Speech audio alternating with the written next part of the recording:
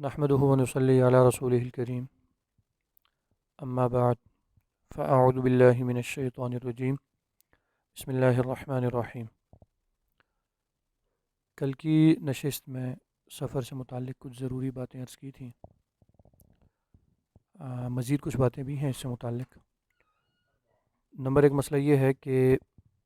سفر کے دوران بسا اوقات ایسا بھی ہوتا ہے کہ انسان سے نماز قضا ہو جاتی ہے۔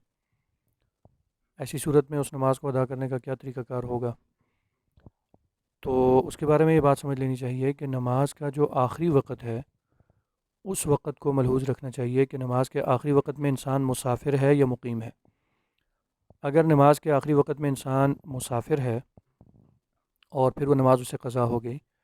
تو اپنے گھر لوٹنے کے بعد بھی اگر وہ انسان اس نماز کو دوبارہ پڑھتا ہے تو پھر قضا نماز ہی ادا کرے گا۔ اس کی مثال آپ یعنی سفرانہ نماز ہی پڑھے گا۔ اس کی مثال آپ یوں سمجھ لیں کہ جیسے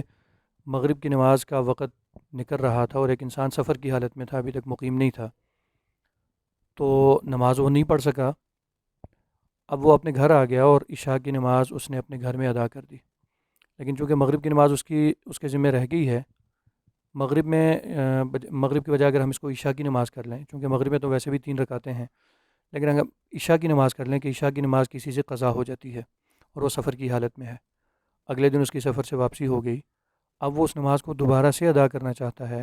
یعنی جب لوٹائے گا تو بجائے عشاء کی 4 رکعتیں پڑھنے کے عشاء کی 2 رکعتیں پڑھے گا، اور وہ اس لیے کہ جس وقت عشاء کی نماز کا وقت ختم ہوا تو اس کے ذمہ عشاء کی 2 رکعتیں لازم تھیں۔